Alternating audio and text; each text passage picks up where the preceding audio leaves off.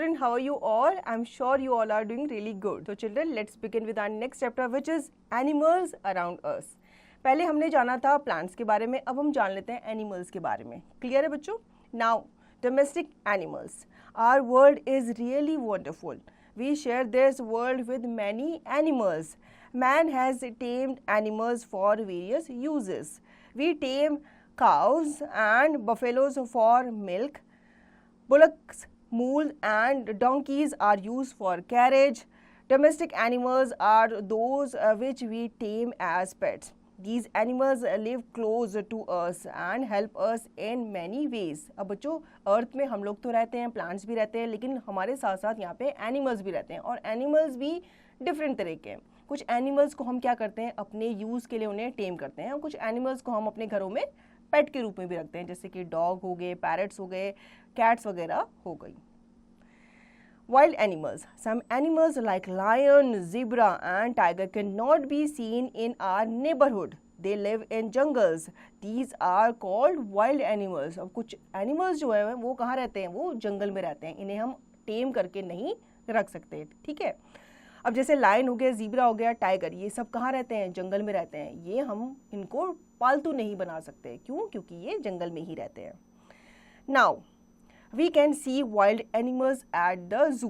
अब अगर हमें वाइल्ड एनिमल्स को देखना है तो हम कहाँ जाएंगे, हम जंगल में जाएंगे? नहीं, हम जू भी जा सकते हैं इन एनिमल्स को देखने के लिए. Animals are useful to us. They gives us food like meat, fish and eggs. They help us in farming. We get honey from honeybees. Cows, buffaloes and goats give us milk. Horses, donkeys and mules carry goods and people. The skin of dead animals is used to make shoes, bags, coats, etc. अब animals जो होते हैं ये हमारे लिए बहुत useful होते हैं. इनसे हमें एग्स मिलते हैं, मीट्स वगैरह भी मिलती है. ठीक है. साथ ही साथ हम इन्हें फार्मिंग में फसल उगाने के लिए भी यूज़ करते हैं. जैसे कि हनी भी है, इससे हमें क्या मिलता है, हनी मिलता है. तो अलग अलग जो लोग होते हैं, अलग अलग एनिमल्स जो होते हैं, इनसे हमें अलग अलग तरीका का क्या मिलता है, फूड आइटम मिलते हैं. जैसे कि काऊ, बफेलो से हमें क्या मिलता है, मिल्क मिलता है.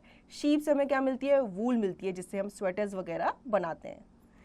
Animals dwellings. Animals live where they can find food and be safe. Many animals live on the land. Cows, horses, tigers, lions and kangaroos are some such animals. अब एनिमल्स कहाँ कहाँ रहते हैं? कुछ एनिमल्स जो होते हैं वो लैंड में रहते हैं, जैसे कि काउज हैं, बफेलोज हैं, टाइगर्स वगैरह, ये लैंड में रहते हैं. Bird build their shelter on trees. A bird's home is called a nest. अब बर्ड्स जो होती हैं वो ट्रीज़ में रहना प्रेफर करती हैं. जब वो ट्रीज़ में रहती हैं तो वहाँ पे वो अपना घर बनाती है, जिसे हम क्या कहते हैं, नेस्ट कहते हैं. We build homes for animals that live with us. A kennel for a dog, a stable for a horse.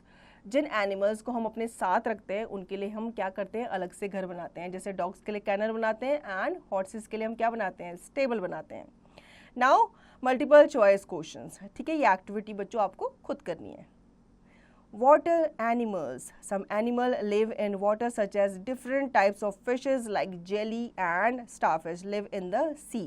Dolphins, whales, sharks, octopus, crocodile, etc. live in seas. अब कुछ एनिमल्स जो होते हैं वो वाटर में ही रहते हैं, जैसे कि फिश हो गई, ऑक्टोपस हो गए, जेलीफिश, डॉल्फिन, शार्क्स वगैरह. ये सब कहाँ रहते हैं, पानी में रहते हैं. इन्हें हम एक्वाटिक एनिमल, वाटर एनिमल्स कहते हैं. Animals living under the ground. Have you seen any small hole in the ground?